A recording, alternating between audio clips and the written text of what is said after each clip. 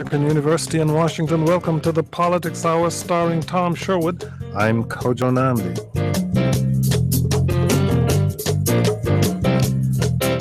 Tom Sherwood is our resident analyst. He's a reporter with NBC4 and a columnist with the current newspapers. Tom, welcome. Good afternoon. Also joining us in studio this hour is Muriel Bowser. She is the mayor of the District of Columbia. Mayor Bowser, thank you for joining us. Thank you, Kojo. Thank you for having me. If you have questions or comments for Mayor Bowser, you can go to our website, kojoshow.org, watch the live video stream, ask a question or make a comment there. Call us at 800-433-8850. Send email to kojo@wamu.org or send us a tweet at Kojo Show. Metro General Manager Paul Wiedefeld just got through a press conference that started at 11 o'clock this morning in which he introduced his Safe Track plan.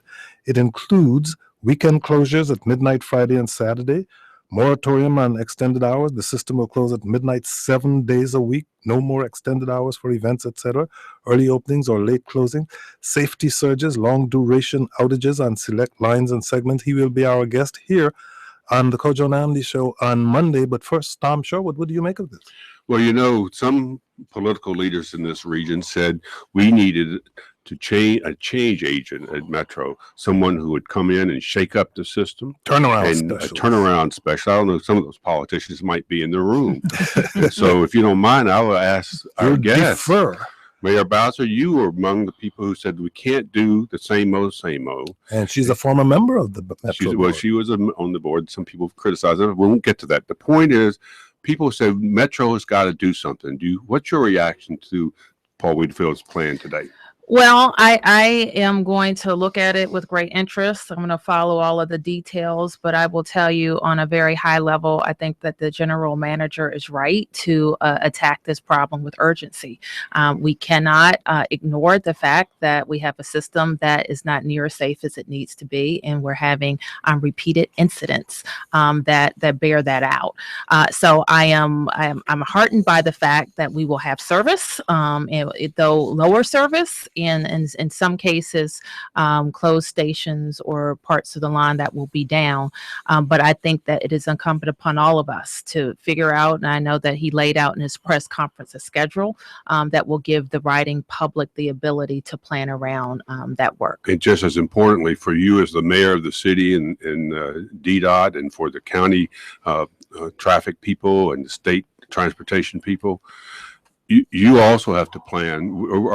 I've already been on the soapbox about terrible traffic in the city, which I could do a whole hour on. But it seems to me that people want to be here, Tom. So yes, I know people that want to be here, the more traffic we have, and we have to accommodate them better than we do now. But it does seem to me you will gear up your administration to help with the transportation with traffic control. Absolutely. And all whatever, and bus issues. Absolutely. So keep in mind that we. Actually, I had a call with Paul late last evening. My members of the board were briefed with the other board members earlier today. So we're going to really want to examine what's proposed here in the schedule.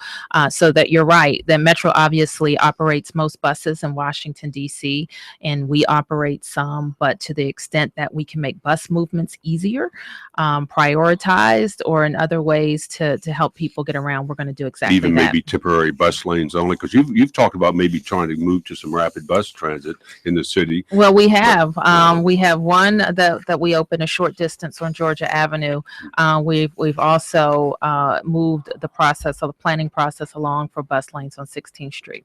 And it should be mentioned that Paul Wiedefeld says shuttle buses will serve close stations. Transit service will be maintained at all times, although service levels may be reduced significantly. Tom, to what extent do you think that we in news will continue to focus on the inconvenience that this causes to riders? Oh, we'll give it incredible attention.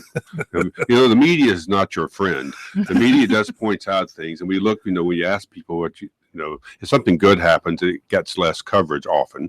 But part of our job is to hold officials accountable and to tell what it's like out on the street. So if you go to a crowded metro platform where people are fearful of falling off or not getting up broken escalators, that's going to be the news. And the mayor, this as a politician, you can do 10 good things, and the one thing that didn't quite make it is the headline.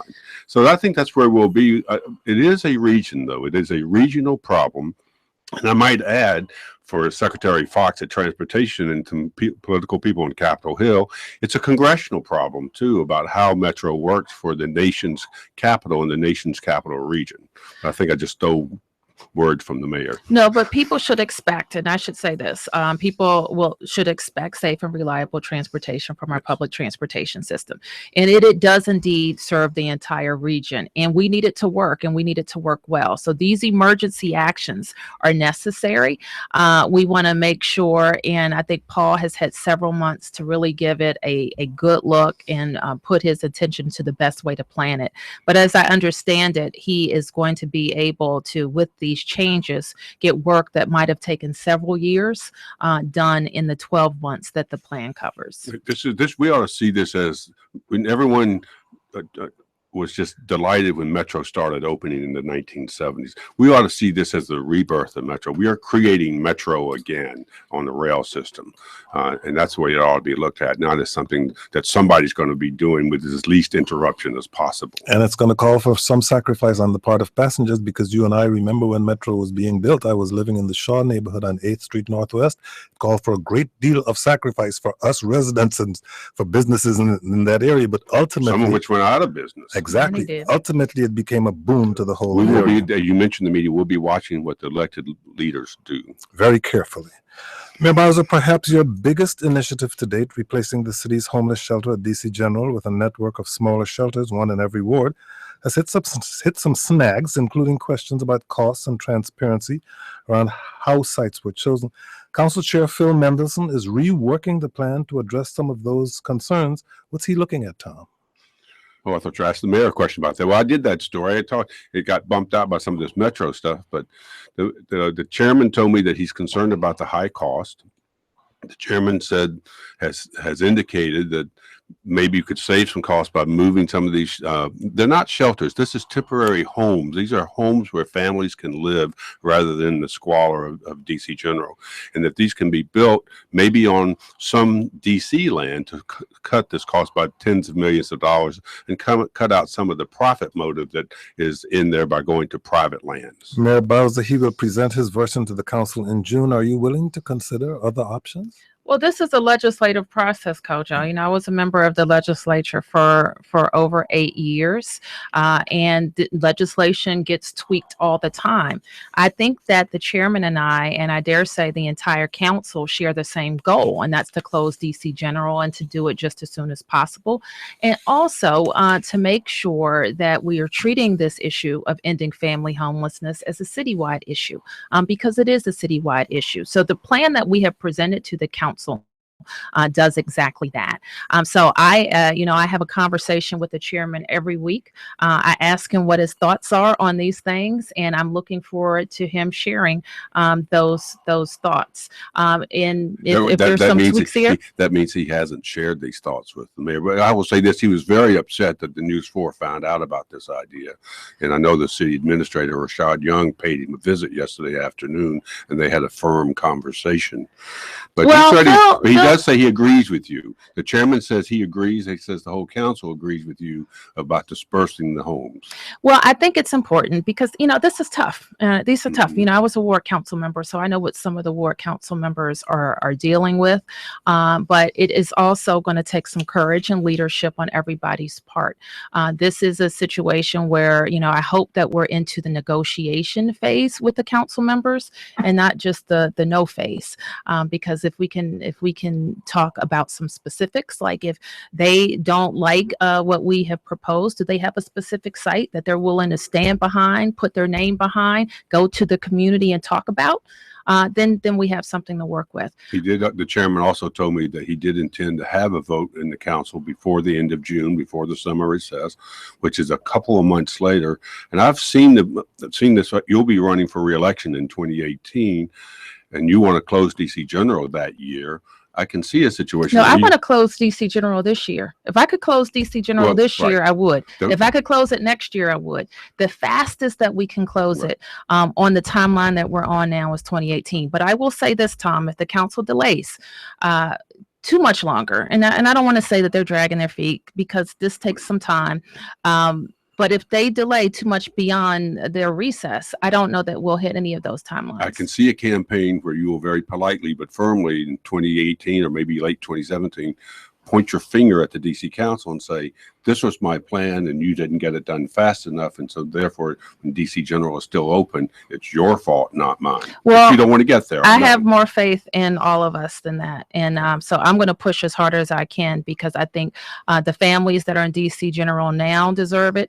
The families who will experience emergencies in the coming years deserve it. And that's important. The last thing I'll say is that if there is an alternate plan about some use of public land, we have to make sure that the council then funds it. Our plan is funded on a mix of some owned sites and some lease sites that stretch over the years. And so if we are to move to a different way of doing things on DC government land, then we would also have to have the capital dollars to make the construction happen. The chairman told me that the funding hasn't been presented to the council. Is that correct? You have it, but you haven't presented it to the council? We wouldn't present it until we present our FY18 budget when the cost hit. DC Trust, otherwise known as the DC Children and Youth Investment Trust Corporation, an organization which supported more than 70 programs for at-risk youth, has had a troubled history, but last week we learned that the trust is essentially bankrupt and will be dissolved, at least in part because of lavish salaries, misuse of credit cards, and sky-high overhead. As mayor, you control 4 seats on the board. Why was no one looking closely at spending in an organization that had such a troubled history? And how did the trust receive a clean financial audit less than a year ago? Well, that's a question for the auditors that I have, but I've had a couple of experiences now where auditors gave a clean report, and it turned out to be some shenanigans going on, not so clean. And I would say that our deputy mayor, who serves on the board now, started to ask some questions about overhead costs, for example, when we were thinking about sending some funds, and we did, to the trust to issue some mini grants. And I think what we've learned is there's just a fundamental structural problem at the trust, that the government sends money for grants, but they can't afford the overhead. So they had been using some of the grant monies to support their overhead. Now, I think that some of these things were probably known back in, I guess that was 2013, when some other problems were discovered with the trust. But people, and I think good-heartedly, wanted to make sure that we had a nimble entity that could get the youth funds out.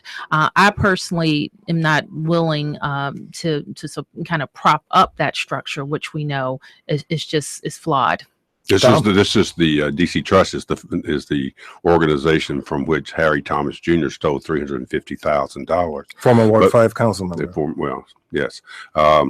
But this also is, and this is the politics hour, this is a developing political issue between former Mayor Gray and Yvette Alexander, with Gray's campaign suggesting Alexander has not done enough to look due over diligence in her oversight. Right. Thank you very much for those words. Right. I believe you're supporting the incumbent, Ms. Alexander. Do you think this will have any effect on that Ward 7 race?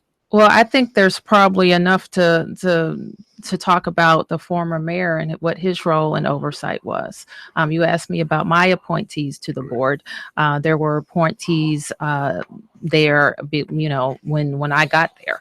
And also I believed that the former mayor brought in the executive director who didn't actually fix the problem, but may have exacerbated the problem. Spending money on himself. And right. So, but I think there's a lot of discussion that's left to be had. I think that the council member, Alexander, is going to have a hearing about it.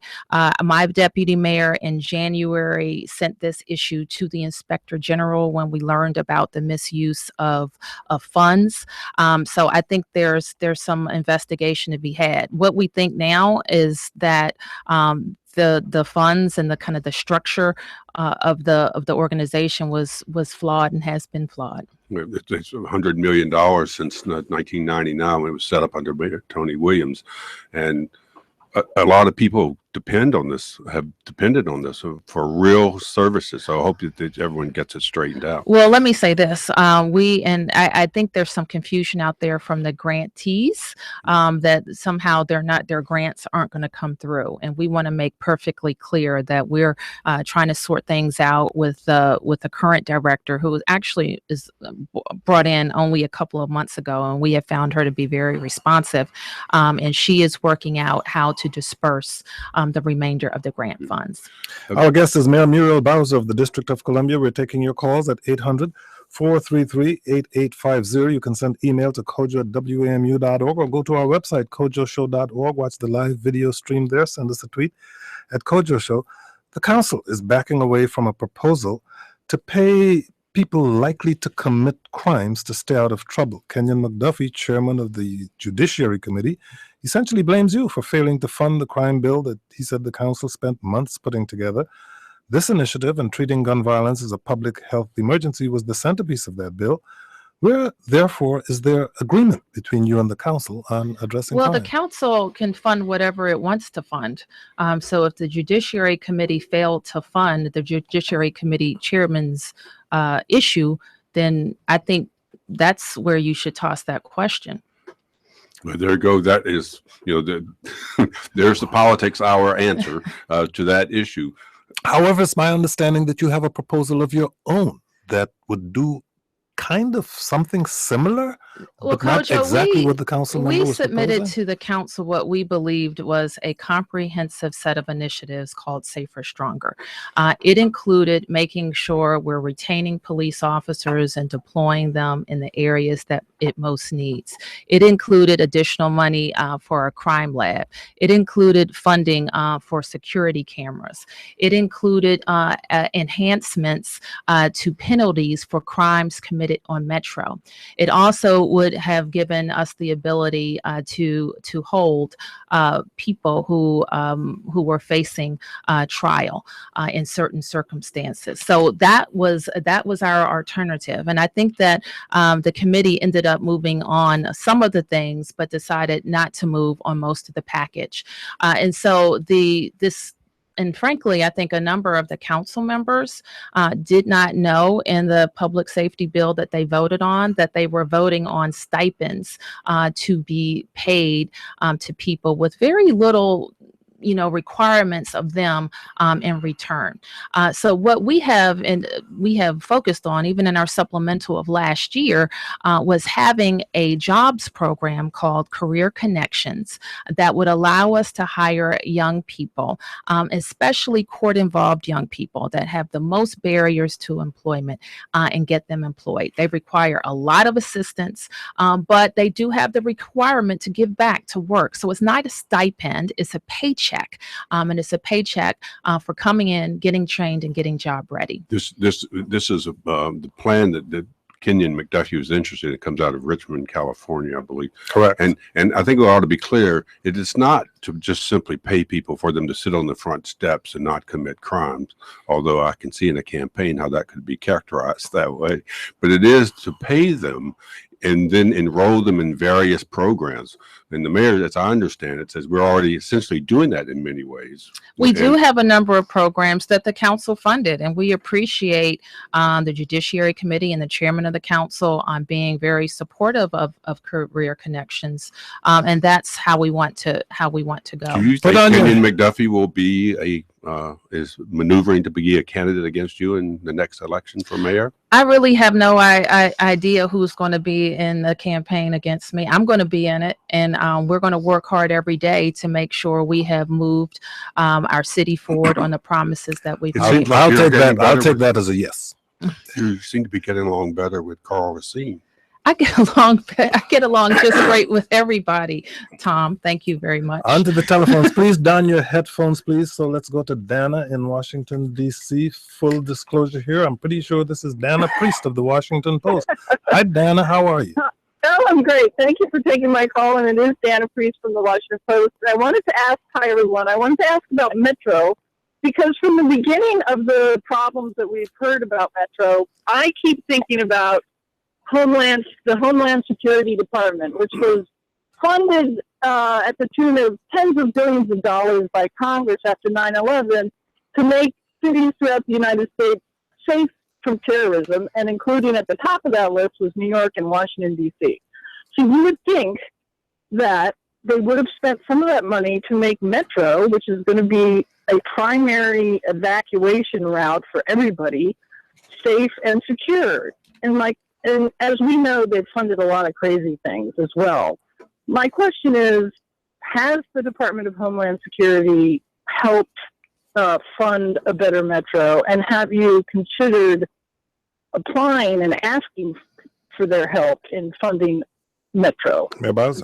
Well, I won't know the exact level of funding off the top, but as I recall, I think a lot of Homeland Security dollars were focused on communications and improving communications in the tunnels. I would really have to check on other grants, because a lot of those grants were to make our systems more resilient. You're exactly right. But across the federal government, you agree with Chairman Jack Evans and others who say that that the federal government has put in pennies for capital construction, but has done nothing for the operation of the system, even though the federal government here depends on it for its workforce. Well, not just that, but we are unique in that we host a lot of national events as the capital city. We host a lot of visitors. We had 19 million visitors to the city last year, and many of them are coming because of our wonderful monuments and museums. So there is a significant federal interest in the Metro that is different from any system in the country. So they have given some money towards the capital, and we know that we're going to need more. And Jack is right to point that out. Metro, we pay them $330 million a year, which is larger than most agencies of the DC government. So that we expect and part of this plan, you probably heard the general manager say he doesn't know what the revenue impacts are going to be on this one-year plan.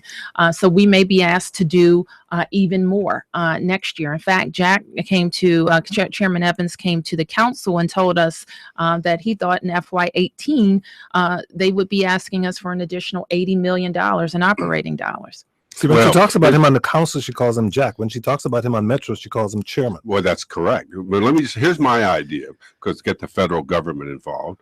Mr. Rutherford said today that this cutting back on track time would be suspended during the inauguration. I think we should do the opposite. We should announce to the federal government that for the 2 weeks around the inaugural, we're going to shut down Metro to save money, and let them figure out how to get these millions of people around. Well, we won't be doing that. I know you won't. Nor would we do it on July the 4th or some of the other high demand periods where we're moving thousands and thousands. Congress doesn't act unless it's pushed. All right. And so, but I think that you are also speaking to what I, as mayor, and all the members of the council have to think about. How are we going to deal with an $80 million bill?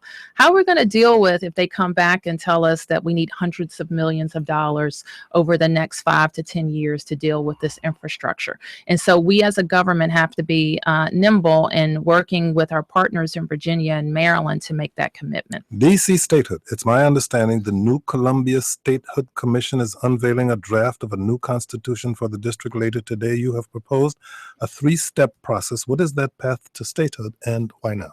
Well, what we're doing, Kojo, is we're just kind of pushing, instead of waiting for the Congress to act on the legislation that the Congresswoman has introduced many, many, many years over. We are getting, our package together and ready to petition the next administration and the new Congress in January.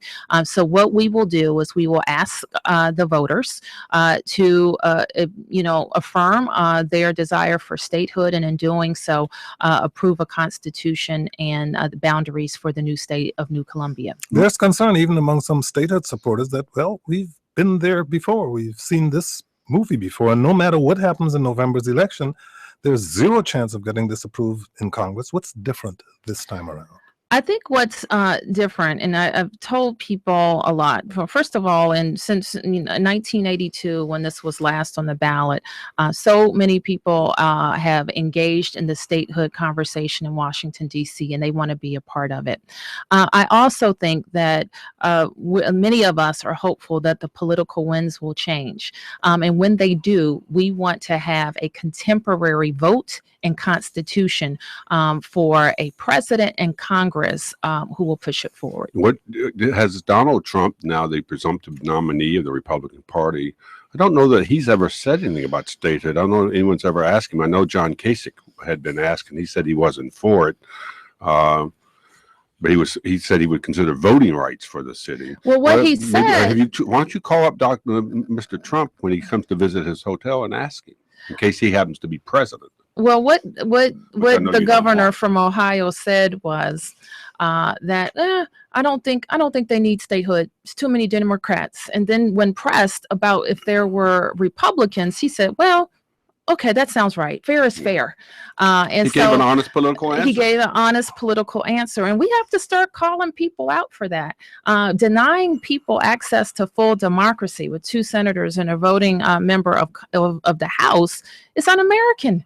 And we wouldn't accept that. And we don't accept that in many other ways. Why do we lay down for it when it comes to the people of the District of Columbia? I'm taking notes here. Tom's instructions so far: shut down Metro during inauguration, call Donald Trump. These are not instructions. They're suggestions of a citizen who's interested in this country. I think we'd better go to Adam in Washington, D.C. Adam, you're on the air. Go ahead, please. Hello, good afternoon, Mayor Bowser. You have worked hard to support businesses and communities as mayor, and your community is asking you for paid family leave. I'm a student at George Washington University myself. We gathered these 750 signatures of students in support of paid family leave in Washington, D.C. If the council passes a paid family leave bill this session, will you sign it? I don't know, because I don't know what it's going to include. I will tell you what the council introduced is not something that I would support, nor do I think that it's financially feasible for our city. So much so that our chief financial officer refused to score it because he didn't think that it could pay for what it promised.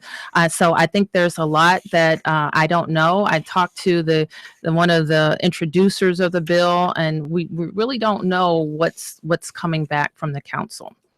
Thank you very much for your call, Tom. Part of the issue is the overall idea of whether or not the District of Columbia is business friendly. In addition to paid family leave, you now are supporting minimum federal wage of $15 and raising the tip worker raise from $2.77 an hour to $7.50 by 2022, I think. Their council has supported part-time sick leave for part-time workers, a bill that would require businesses that hire part-time workers to schedule them 3 weeks in advance and pay them more if they don't. I'm told if you start ticking these things off, businesses say, we love the District of Columbia, but at some point there's a tipping point. Are you worried about that? I am very worried about it. And this has been part of my discussion with my friends on the council about the paid family leave proposal. I think it sent a shock wave through the community when it was introduced and the cost. So what the proposal is, as I understand it, is that there would be a 1% tax levied on businesses to pay for it. And some jurisdictions do it. It's been done differently in the jurisdictions that have adopted it. But I think that the proposal that came to the council was a significant outlier in the amount of leave that it promised and how it would pay for it. What I suggested to the council, to your point, was that we have a competitiveness task force that looked at all of these proposals and the layering effect of all of these proposals as we consider considered the universal paid leave bill that had been introduced. So I still ask the council to go that route so that we can see what the impact. Now, I firmly believe that increasing the minimum wage is what we have to do and what we need to do before anything else. It could be like the Tax Revision Commission that Tony Williams led, which had all sides on it and came up with various proposals for changing the city's tax structure. And that's what I would do. And as a result of that conversation, I don't think it has to go. I think that that commission lasted 18 months. Sure. I don't think a task force like this would have to last that long. But I do think it's important to analyze all of these things. Now, the reason that I feel so strongly about raising the wage to 15, because as mayor, I see how all of our programs collide, and none of them will be successful if people at the end of a training program, at the end of their TANF benefits, at the end of their stay in short-term family housing, don't have access to a good paying job. There was a study that came out this week, in fact, that said how many people in this city would be impacted by raising the wage to $15. We're And I running think out that's of where we time. got to go. Very quickly, our guest is Mayor Muriel Bowers of the Mayor of the District of Columbia. Later in the broadcast, we'll be talking with Kathy Szeliga. She is the GOP candidate in the Senate race to replace retiring Senator Barbara Mikulski. But before we go, I'd like Sarah to get her word in, because this is Sarah Shapiro, who was the one who came up with the slogan "Taxation Without Representation" on this broadcast many years ago. Sarah, you're on the air. Go ahead, please. Thank you. Hi.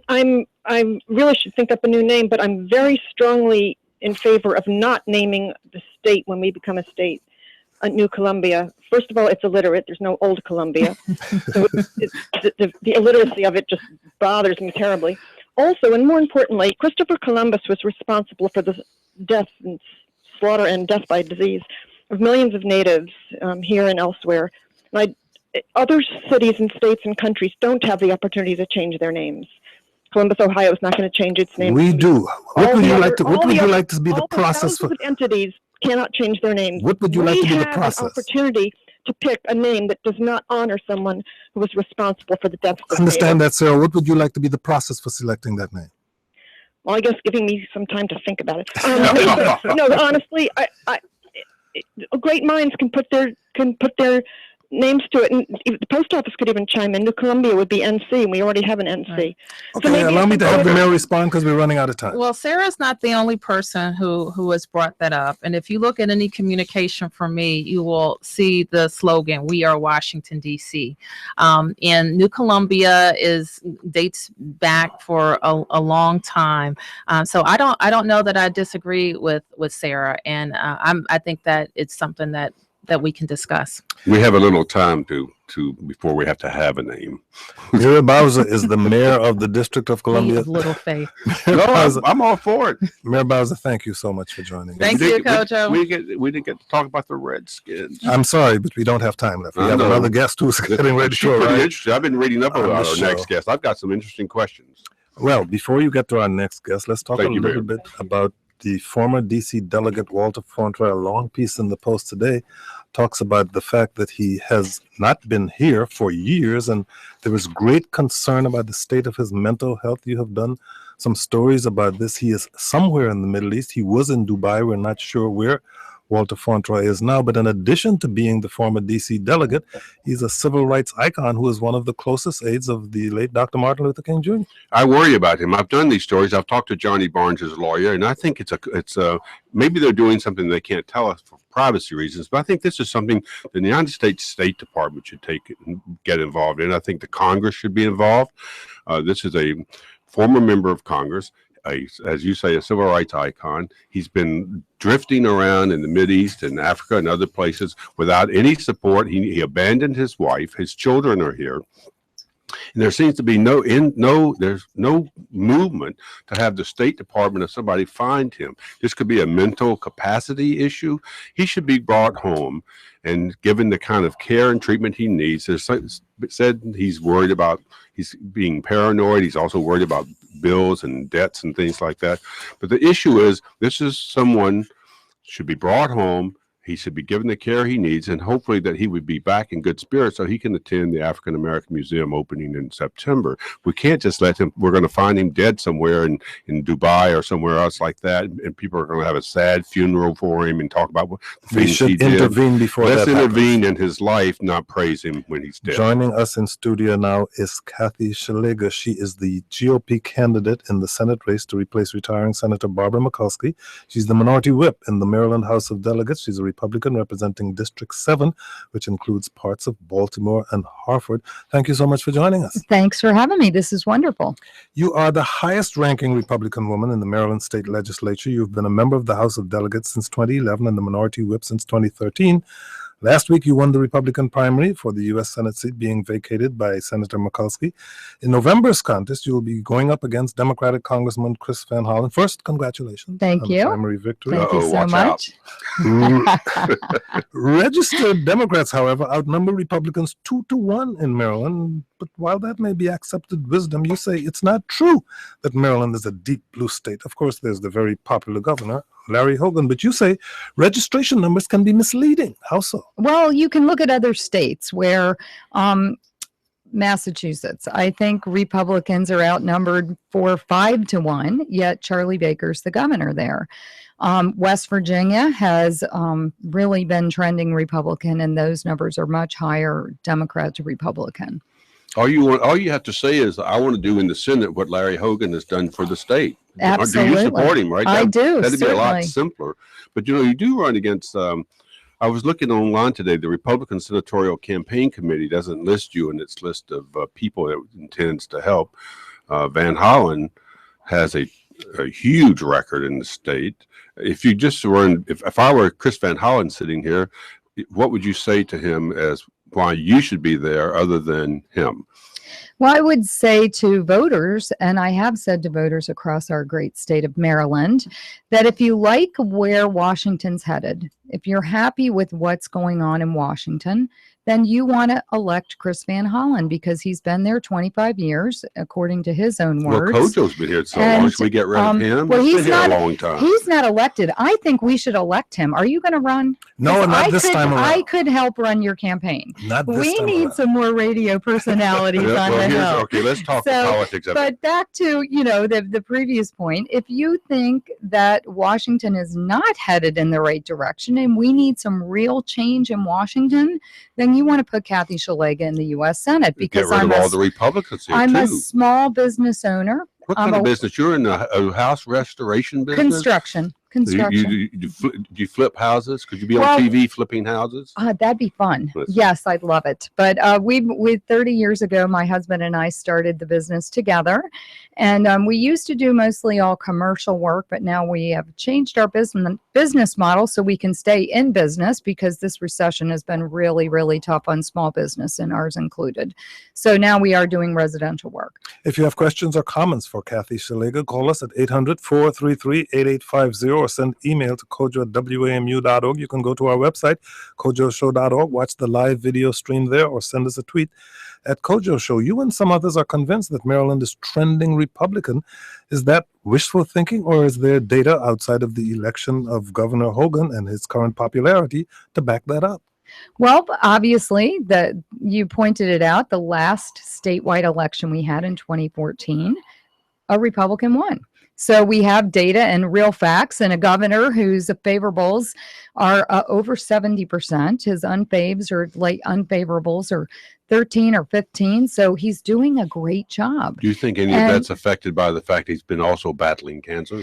No, I don't. Sympathy. I would say if you look back to December when Governor Hogan, thank the Lord, has been declared cancer free, and I know they're watching him because cancer is a serious illness, and his favorables I think were like 64.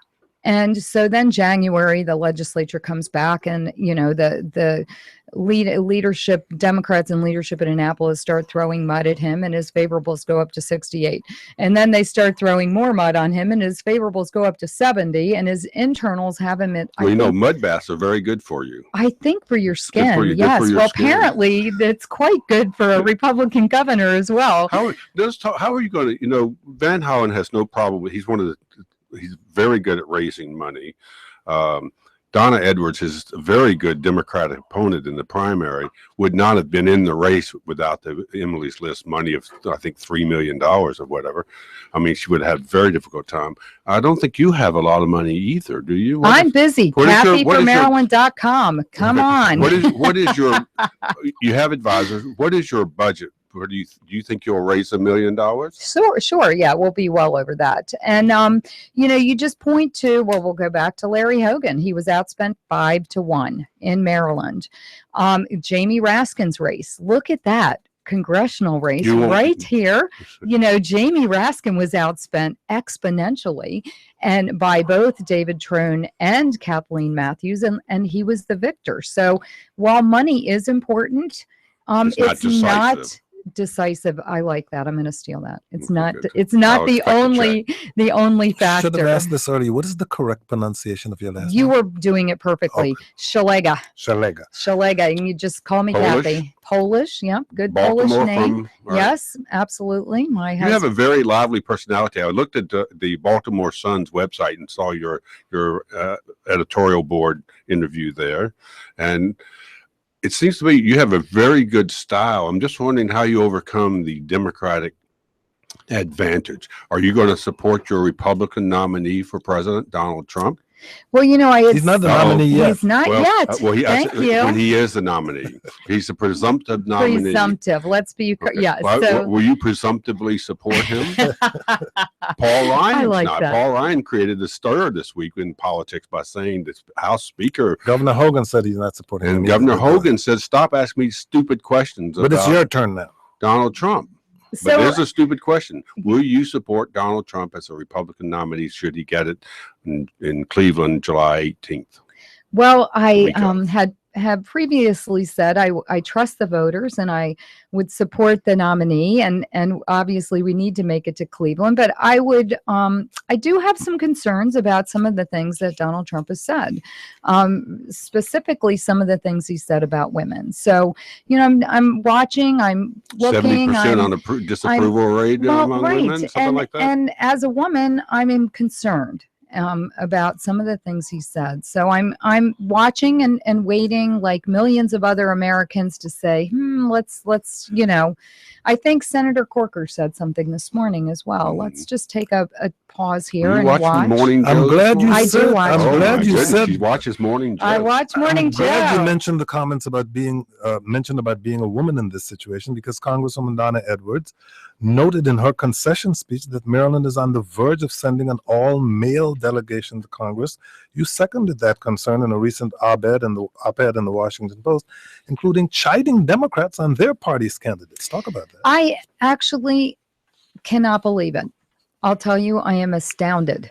You know, if you look back since I think it's 1973, and you know, I think of 1973, I was a little kid, and I think stoves were avocado green, and women had beehive hair in Baltimore, hun.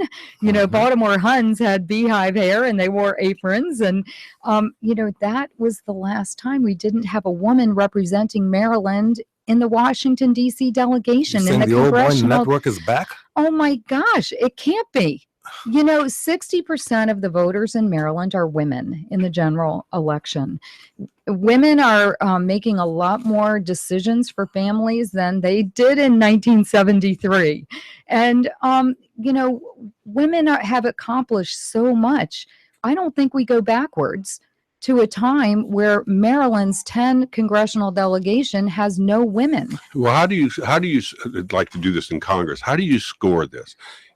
If you and Chris Van Hollen were even roughly equal in your experiences, and you may be or may not be, Oh, we're not. then you could say, all right, vote for me because I would bring the diversity as Donna Edwards did. She said, I'm a single African American woman, and I would be in a Senate that has none. All right, so that's the reason. But at what point does the voter say, well, yes, I understand the issue of whether a woman should be in the Senate or not, but Mr. Van Hollen may have more credentials than you, fairly or unfairly, had the opportunities that you haven't had. And should I vote for you, who is less experienced, over someone like Van Hollen, who has tremendous experience? Well, and I How think much does a woman-year-old count? Well- As Donald Trump said, the woman's card, or whatever he called it, playing the women card. the women card. I think I might have that in my wallet, but it might be just on my driver's license where it says sex and it says F for female. So, I think the voters will have a great opportunity to choose a path in November in the Maryland Senate election. And Maryland voters are quite independent thinkers, especially on a race of this Are you caliber. gonna have any debates? And- I'm coming to your debates because I think you're gonna bring that Baltimore fire to Chris Van Hollen. I think so, man. So I got the Baltimore. Is any The scheduled? when you- Baltimore steelmaker We'll have to grit. have Can we that'll- talk issues for a No, second, please? this is the politics. Are Can you we gonna talk come? Can we issues? have a Sorry. debate on this show? What are your Oh, so priorities? let's go What back to issues are at the top of your agenda? But your contrast. I think you were saying that, and it's Please answer Kojo or he'll First, fire let me. me wait. Okay, we got to go to you, and then we'll come over here, and then I'll come back. I love radio. She's I think running it's the show already. that's what us women do, right? Contract. So our contrast is, sure, Chris Van Hollen has, 25 years in Washington, D.C., as I said earlier. I have 30 years as a small business owner. And I think we need some new ideas in Washington. There are some crazy ideas, good ideas, bad ideas, and there are a lot of people making laws that have no idea how that affects job creators. The best job creators are small businesses. You know what? I mean, we have loved our employees like family. They need tires for their truck. We're going to loan them the money to do that and take it out of their paycheck. If you work for Target or Northrop Grumman, they don't do that. That's the advantage of having worked for a small company, and having a small business owner making laws is important. I'll point specifically to something that just happened in Annapolis in April. We had a bill about independent contractors, and we've had quite a bit of discussion in Annapolis about the independent contractor issue. Are they employees or are they not employees? And, it's been circling around construction. This time it was about nail technicians, which is interesting. But I would tell you that independent contractors are small business owners, and this is the American dream, to start your own business, to be your own boss, to be in charge of yourself. And we should be encouraging independent contractors to thrive and get those businesses off the ground. Two separate occasions, good friends of mine, Democrats in the legislature, came to me and said, Kathy, I know you're a small business owner. You understand employment issues. I want to ask you about this unemployment insurance issue that's in the fiscal note because I don't understand it. And I'm like, great, I'm happy to answer it. So let's talk about independent unemployment insurance.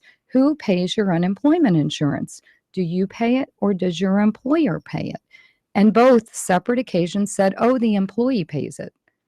And I said, well, No. apparently you haven't looked at your pay stub because your employer pays that. So Right. and it was great that they came and talked to me. I was glad to have that conversation with them, yet a little frightening that lawmakers don't understand who pays for things. But let's just look since the recession, the nation has added, I've forgotten how many millions of jobs, 7 million jobs or something like that. The economy, while it's not robust, it's certainly improved a lot since the recession of the when Obama first took office. It was going into the tank, and it's just now coming back. A lot of African Americans are not seeing their home prices go up like they are in white neighborhoods. I mean, clearly the economy is your central issue, you would say? Absolutely. Jobs and the economy, and people's wages have been flat and Do you frozen. support the minimum wage in the federal government going to $12 and No, $7.50? I can tell you, Small businesses, people need to be paid. sure, they sure do. And Aren't you I glad you am came? all in favor of employment. I have created jobs, So but I yes or will no? tell you this. Yes I or no or already something? said no. So So what here's do you support? here's what I would like to ask you. What is Well, the best yes. job trainings program? It It what would be- should the Here's minimum? John in job. Mount Airy, A Maryland. job. what So should the wait, minimum- let me tell you. Hold on. What- Do you think a 16-year-old is worth $15 an hour? That is my question. I think the best job But it program might be a good is job training job. program. And when you What do you put the support? minimum wage at $15 an I said hour, 12. grocery stores, or $12 an hour, grocery stores who employ people to pick up carts in the parking lot will no longer do that. And so these young people And, will and those not. young people will end get up stealing jobs. those carts and selling them. Oh my gosh, not in my neighborhood, sir. Here now That is not the John way we do business. in Okay. Mount Headphones. Airy, Maryland. John, you're on the air. Go ahead. Hey, please. John. You only have about a minute, Hi. John. All right, really quick. Thanks for taking my call. Oh boy, in a minute. Whew. Okay, so Senator Norman proposed, and my own senator, Senator Huff, voted favorably in committee for Senate Bill 397. And this bill does what, well, purported to do, thankfully it went down, purports to do what Wall Street has wanted to do for forever, which is remove the tenancy by entireties protection, that is, special protection for married families, against collections unless the married couple asserts in court and demonstrates they are in fact married. And so it was really a strange shock to me to Okay, see that question, it was please. unanimously Question. supported by, it's coming, by But the Republicans. time is My going. question is this: Wall Street or family, which comes first? Oh, Wow. Well, that's a loaded question. Thanks for calling SB 397. I have no idea. There are literally 3,000 bills that get introduced, and I wish I could pull that one out of my hat, but I'm in the House, and all right. so families or Wall Street? Families, of Okay. course, families. Name one We thing. that- literally have 40 seconds. Name 40 one- na- seconds. Name one thing that Chris Van He's a Hollen has voted taskmaster. for in the Congress that you object to. The Iran deal. Right Okay. there, the Iran deal. I think trusting Iran shows a lack of good judgment. I don't think Iran is a trustworthy partner. I think we need someone in the U.S. Senate that believes Iran is not We trustworthy. will be hearing a lot more about that We need during the more course time. of this We campaign. need Kathy more Szeliga is the time. GOP candidate in the Let's just Senate stay on race the air and to talk. replace retiring Senator Barbara McCuskey. Kathy Szeliga, thank you so much for joining us, and good luck to you. Thank you. Thanks. Montgomery County Police are investigating 2 shootings this morning, one at Montgomery Mall where 3 people were shot and one in Aspen Hill where 1 person was shot. No one in custody. Police say they'll give an update. WAMU is following the story. That's it for the show today. But remember, we've got lots more for you online. 25 years ago today, Mount Pleasant was in the midst of riots at kojoshow.org. You can find our look back at the history and legacy of the unrest from a show 5 years ago. We've made it easy for you to find it on our landing page. And if you're thinking ahead to next week, next Monday, WAMU is back in your bookstore. Taylor Burney, a producer for the show, will be at Kramer Books in DuPont Circle talking with author Beth Hahn starting at 6:30. Whatever you're up to, remember that you can listen to this show on your schedule by streaming the show online or on your favorite podcast app. However you listen, be sure to meet us back here Monday at noon. Metro's General Manager Paul Wiedefeld joins us to discuss what the plan to fix Metro's many safety and maintenance issues will mean for riders, plus plans for a new development in Montgomery County, highlight debates over the density in the suburbs. It's all coming up Monday at noon. Until then, have a great weekend. I'm Kojo Namdi. The Kojo Namdi Show is produced by Michael Martinez, Ingelisa Schrobsdorf, Taylor Burney, Ruth Tam, Elizabeth Weinstein, Avery Kleiman, and Raynell Cooper. The engineer is Meg Bunting. Podcasts of all shows and audio archives are available at our website, kojoshow.org.